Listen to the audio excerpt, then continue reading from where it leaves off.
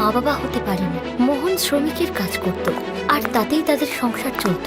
সীমা মায়ের পুজোর জন্য ব্রত রাখলো আর তাতেই তার কোল ভরল। মোহন আর সীমার একটি ছেলে হলো আর ওরা তার নাম রাখলো মনু। দেখো না আমাদের ছেলেটা কত সুন্দর হয়েছে। সে তো হবেই, ও তো দেখতে পুরো আমার মতো হয়েছে। তারা দুজন খুব খুশি ছিল। একদিন মোহন কাজ থেকে বাড়ি ফেরার পথে মনুর জন্য একটা লকেট নিয়ে এলো। ওই লকেটে সীমা, মোহন আর মনুর একটি সুন্দর ছবি ছিল। সে বাড়ি ফিরে মনুর গলায় লকেটটা পরিয়ে দিয়ে বলল, এই লকেটটা হচ্ছে আমাদের চিহ্ন, এটা সারা জীবন ওর কাছে থাকবে। সেসব তো ঠিক আছে, কিন্তু ও এত দুষ্টু যে ঘুমোতেই চায় না। আরে সীমা, তুমি ওকে ঘুম পাড়ানি গান শোনাও না, ওই গান শুনলে সব বাচ্চারা ঘুমিয়ে পড়ে। এরপর সীমা মনুকে গান শোনাতে লাগলো। আয় আয় আয় মনুর চোখে ঘুমায়, ওই আকাশে চাঁদ মামা টিপে দিয়ে যা, মনু আমার সোনা বাবা ঘুমিয়ে যা। আয় আয় আয় মনুর চোখে ঘুমায়।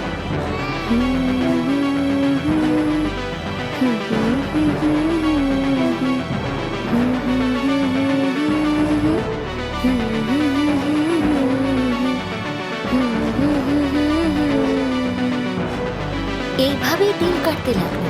মনু বড় হতে লাগলো। একদিন মনু মেলাতে যাওয়ার জন্য আমার সোনা বাবা ঘুমিয়ে যা। আয় আয় আয় মনুর চোখে ঘুমায়।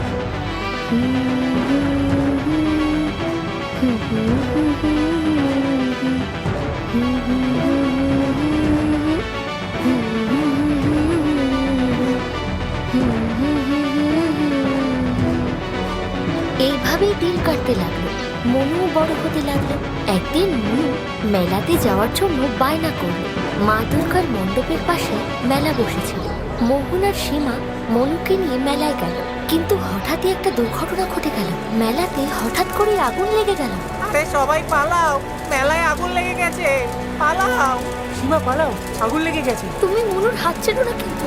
সবাই নিজেদের প্রাণ বাঁচানোর জন্য এদিক ওদিক ছুটতে লাগলো। আর ঠিক সেটাই হলো যেটা নিয়ে ওদের ভয় ছিল। মনু মোহনের থেকে আলাদা হয়ে গেল আর সেখানেই পড়ে গেল।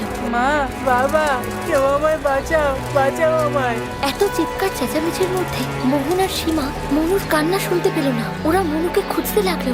আরে মনু কোথায় গেল? মনু, তুমি আমার মনুর হাতটা ছেড়ে দিলে। মনু, আরে এত ভিড়ে কখন যে কি হয়ে গেছে আমি টেরও পাইনি। খোঁজো ওকে। মনু, মনু, আমার মনু, মনু। ওরা দুজনে মিলে মনুকে অনেক খুঁজলো, কিন্তু পেল না। মোহন আর সীমা কাঁদতে কাঁদতে বাড়ি ফিরে এলো। কত কষ্ট করেই না ওদের ঘরে একটা সন্তান জন্ম নিয়েছিল। ওদের জীবনে খুশি এসেছিল, কিন্তু আজ সব শেষ হয়ে গেল। সীমা কেঁদে বলল, হে ভগবান, আমাদের সাথে এমনটা কেন? আমরা কার কি ক্ষতি করেছি? হে ভগবান, আমরা আজই কেন মেলাতে গেলাম? ওসব আমি কিছু জানি না। আমার মনুকে আমি ফিরে পেতে চাই। আমার মনুকে ফিরিয়ে দাও, ফিরিয়ে দাও আমার মনু। তুমি কেঁদো না সীমা, তুমি কিচ্ছু চিন্তা করো না। আমি তোমায় কথা দিচ্ছি, আমি মনুকে যে করেই হোক খুঁজে আনবো। এই বলে মোহন ঘর থেকে বেরিয়ে গেল আর রাস্তায় এদিক ওদিক মনুকে খুঁজতে লাগলো। খুঁজতে খুঁজতে মোহনের আর সময়ের প্রতি খেয়ালই ছিল না। তাই সন্ধেবেলায় মোহন যখন মনুকে না পেয়ে ক্লান্ত হয়ে বাড়ি ফিরল, তখন সীমা কাঁদতে কাঁদতে ওকে বলল, কি হলো গো? আমার মনু কোথায়? সীমা, আমি মনুকে সব জায়গায় খুঁজলাম, কিন্তু কোথাও পেলাম না। মিথ্যে বলছো তুমি, মিথ্যে। আমার মনু আমাকে ছাড়া এক মুহূর্ত থাকতে পারে না। আমার মনু ঠিক ফিরে আসবে, ঠিক। আমি তোমাকে আজকে কথা দিলাম, আমি মনুকে তোমার কোলে ফিরিয়ে এনে দেবো। আর তার জন্য যদি আমাকে নিজের জীবনও দিতে হয়, আমি তাই দেবো। পরের দিন থেকে মোহন শুধু মনুকেই খুঁজতে লাগলো আর সীমা ঘরে বসেই কাঁদতে থাকলো। কাজে না যাওয়ার কারণে মোহনের কাজটাও চলে গেল আর কেঁদে কেঁদে সীমা প্রায় পাগলের মতো হয়ে গেল। আর কিছুদিনের মধ্যে ঘরের সব রেশনও ফুরিয়ে গেল। তখন ওরা দুজন বুঝতে পারলো যে এইভাবে বেশি দিন চলবে না। খাবার না খেলে যে ওরা মনুকে খুঁজতেই পারবে না। এই ভেবে ওরা একজন বড় লোকের বাড়িতে কাজ করতে শুরু করলো। ওই বাড়িতে মোহন ঘরের সাফাই থেকে কাপড় ধোয়া সবকিছুই করতে লাগলো। আর সীমাও ওই বাড়িতে রান্নার কাজ করতে লাগলো। আর কাজ শেষ হওয়ার পর বাকি সময়টুকু ওরা মনুকে খুঁজতে থাকতো। তুমি দেখে নিও সীমা, মনু একদিন আমাদের কাছে ফিরে আসবেই। হে ভগবান, আমাকে শুধু একটিবারের জন্য মনুর মুখটা দেখিয়ে দাও। কিন্তু আজও ওরা মনুকে খুঁজে পায়নি। এতদিনে মোহন আর সীমা অনেক বাড়িতেই কাজ করেছে। একদিন ওরা দুজন খবর পেল যে শহরে অভিষেক নামের একজন ব্যক্তি এসেছে, যার বয়স তো মাত্র 30 বছর, কিন্তু তার কাছে অনেক টাকা। আর ওর বাড়িতে দুজন কাজের লোকের প্রয়োজন, আর সে মাইনেটাও ভালোই দেবে। তাই মোহন আর সীমা তার কাছে গেল। বাবু, আমাদের এই কাজটা দিন বাবু। আমাদের কাজের খুব দরকার। ঠিক আছে, কিন্তু তোমরা দুজন কি কাজ করতে পারবে? তোমাদের যে বয়স হয়ে গেছে। অভিষেকের স্ত্রীর নাম ছিল ঋতু। সে সেখানে এসে বলল, এই দুই বুড়ো বুড়ি কোন কাজে? তাড়িয়ে দাও আমাদের এখান থেকে। না না মেম সাহেব, আমরা চুক্তি করে কাজ করব। আমাদের শুধু আপনি কাজে রেখে দিন। ঠিক আছে, কাজে তো রেখে দিচ্ছি, কিন্তু মনে রাখবে কাজে একটু ভুল হলে আমার থেকে খারাপ কিন্তু কেউ হবে না। মোহন আর সীমা কাজটা পেয়ে গেল, আর তারা কাজ করতে শুরু করে দিল। মোহন ঘর সাফ করতে লাগলো, আর সীমা রান্না করতে লাগলো। এই বুড়া, ওদিকটা সাফ করিস নি কেন? হ্যাঁ, যা কর গিয়ে। হ্যাঁ মেম সাহেব, এখনই করছি। আরে ঠিক করে কর। এই কোনাটা কি তোর বাপ সাফাই করবে? মোহন চুপচাপ শুনতে লাগলো আর কাজ করতে লাগলো। অন্যদিকে সীমা খাবারটা বানিয়ে নিল। অভিষেক আর ঋতু খেতে বসলো। সীমা দুজনকে খাবার দিয়ে চুপচাপ ওদের পাশে দাঁড়িয়েছিল। অভিষেক প্রথম গরুসটা মুখে তুলে কোথায় যেন হারিয়ে গেল। আরে এ কি? কি হলো অভিষেক? কি হলো বাবু? খাবার ভালো হয়নি? না না, সেই কথা নয়। আসলে এই স্বাদটা খুব চেনা চেনা লাগছে। চেনা চেনা? সেটা কি করে হবে? সীমা তো প্রথমবার খাবার বানালো আমাদের জন্য। হ্যাঁ তাই তো। না না, মনে হয় আমারই মনের ভুল। দুজনে যখন খাবার খাচ্ছিল তখন মোহন ভুল করে একটি কাচের প্লেট মেঝেতে ফেলে দিল, আর সেটি ভেঙে চুরমার হয়ে গেল। আর ঋতু প্রচন্ড রেগে গেল। আরে এটা কি করে ফেললো এই বুড়োটা? এত দামি কাচের প্লেটটা ভেঙে দিল। ক্ষমা করুন মেম সাহেব, ভুল হয়ে গেছে। ভুল? এই বাড়িতে ভুলের কোনো ক্ষমা হয় না। এই বলে অভিষেক একটি লাঠি দিয়ে মোহনকে মারতে লাগলো। এই দেখে সীমা দৌড়ে এসে অভিষেকের পা জড়িয়ে বলতে লাগলো, ক্ষমা করে দিন মালিক, ওর শরীরটা ভালো নেই। এই নাও, বাহানা শুরু হয়ে গেল। তখনই বলেছিলাম বের করে দিতে। আপনি আমায় মারুন মালিক, ওকে ছেড়ে দিন। হ্যাঁ, তোকেও মার।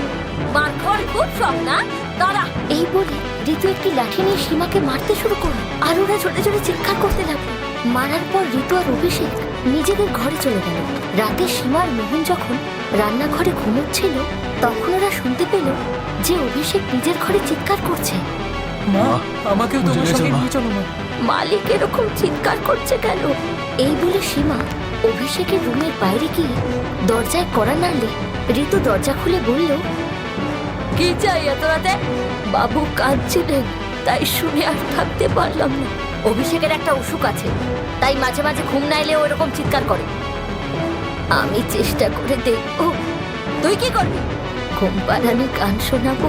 ওই গান শুনলে সবাই ঘুমিয়ে পড়ে। সীমা অভিষেকের কাছে বসে গান শোনাতে লাগলো।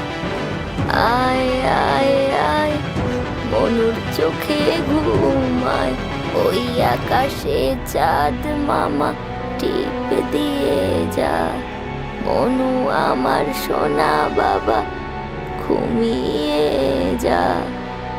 আয় আয় আয়, মনুর চোখে ঘুমায়।